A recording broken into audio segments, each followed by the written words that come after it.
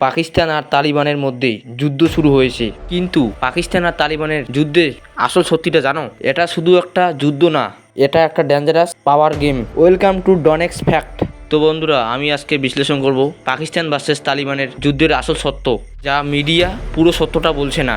তার আগে আমার একটা ছোট্ট রিকোয়েস্ট, ভিডিওটিতে লাইক করো আর ডনেক্স ফ্যাক্ট চ্যানেল নতুন থাকলে সাবস্ক্রাইব করো, কারণ আমার এই ডনেক্স ফ্যাক্ট চ্যানেলে মূলত হিস্টোরি এক্সপ্লেন করি, science explain and geopolitics and current affair, এগুলো আমার ভিডিওর টপিক আর আমি এগুলো সহজভাবে এক্সপ্লেন করি। প্রথমে আলোচনা করব তালিবান আসলে কে। তালিবান এটা কোনো নতুন গ্রুপ না, এটা আফগানিস্তানের পাওয়ারফুল একটা মিলিটেন্ট গ্রুপ। 2021 সালে ফল অফ কাবুল এরপর তালিবানরা পুরো আফগানিস্তান কন্ট্রোলে আনে, মানে এখন আফগানিস্তান ইফেক্টিভলি ভাবে তালিবানের আন্ডারে। এবার আমি আলোচনা করব পাকিস্তানের সাথে তালিবানের সম্পর্ক। পাকিস্তান আগে তালিবানকে সাপোর্ট করত, কিন্তু এখন প্রশ্ন হলো কেন?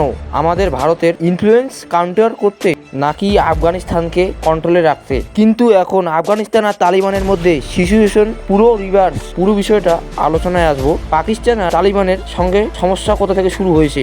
মেন যে ইস্যুটা আসছে সেটা হলো বর্ডারের যুদ্ধ, ডুরান্ট লাইন। এই বর্ডার নিয়েই বিগেস্ট টেনশনে আসে। তালিবানরা এই বর্ডার মানে না, অন্যদিকে পাকিস্তান স্ট্রিক্ট কন্ট্রোল চায়। এর ফলে cross border attacks, military classes, terror group activity. এবার আলোচনা করব পাকিস্তান ভার্সেস টিটিপি।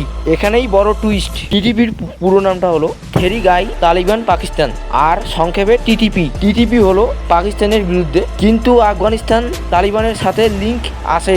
এখানে একটা প্রশ্ন, তোমাদের মতে কে কার বেশি প্রবলেম বাড়াচ্ছে, পাকিস্তান নাকি তালিবান? এটা তোমরা কমেন্টে জানিও সবাই। এবার আলোচনা করব পাকিস্তান ভার্সেস তালিবান। এটা কি ফুল ওয়ার না এখনো ফুল স্কেল ও আর না? তালিবান আর পাকিস্তানের মধ্যে যা হয়েছে সেগুলো হলো border classes, proxy conflict, political tension. কিন্তু যদি সিচুয়েশন স্কেলেট করে তাহলে পাকিস্তান আর তালিবানের মধ্যে বড় যুদ্ধ হতে পারে। তাই এই দ্বন্দ্ব শুধু দুটো দেশের না, এই তালিবান আর পাকিস্তানের দ্বন্দ্ব নিয়ে পুরো নর্থ এশিয়া এর স্ট্যাবিলিটি এফেক্ট করতে পারে। সত্য জানাটা খুবই ইম্পর্টেন্ট, কারণ মিডিয়া সবসময় সত্যটা বলে না, বিশেষ করে নর্থ এশিয়ার মিডিয়ারা। তো বন্ধুরা, তোমার কি মনে হয় আগামীতে তালিবান আর পাকিস্তানের মধ্যে কি যুদ্ধ হবে?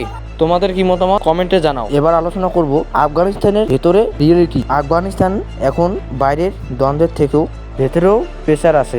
আফগানিস্তানের সমস্যাগুলো হলো economic crisis, job shortage, international recognition নেই। তালিবান এখন পাওয়ার ধরে রাখতেই ব্যস্ত, মানে তালিবানরা দ্বন্দ্ব চাইছে না, কিন্তু সিচুয়েশন তালিবানদের ঠেলে দিচ্ছে। এবার আলোচনা করব আফগানিস্তান আর পাকিস্তানের মধ্যে world reaction. Countries watching, United states and চীন, এই দুটো দেশ নিজেদের ইন্টারেস্ট দেখছে, মানে এটা গ্লোবাল চেস গেম। এবার আলোচনা করবো প্রেডিকশন তালিবান আর পাকিস্তানের মধ্যে। তিনটা পসিবল প্রেডিকশন আছে। প্রথমত, স্মল ক্লাসেস চলতেই থাকবে। দ্বিতীয়ত, প্রক্সি ওয়ার বাড়বে। তৃতীয়ত, worst case equal to full conflict. এক্সপার্টসরা মনে করে সিচুয়েশন আনস্টেবল। এখন আমি পাকিস্তান আর তালিবানের মধ্যে রিয়েলিটি চেক করব।